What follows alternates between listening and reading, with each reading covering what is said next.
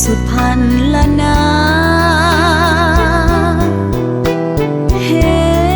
นเดือนเพ็ญขึ้นสู่หน้าผายิ่งโศกาหานึงตรึงดวงใจคิดถึงครั้งเคยมีอายอยู่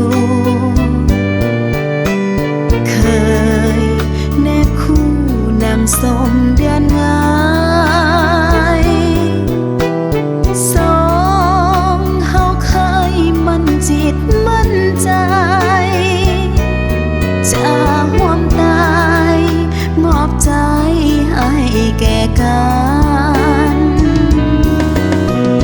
พอ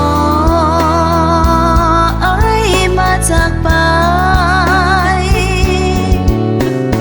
ใจอ้ายก็เลยแปรผันพี่สร้างตนใดสิ่งใจอ้ายนั้นโหดให้เหนือประมาณสังหารน้องทั้งเป็นหากน้องนี้เลื่อนลอยสูญดาวบ่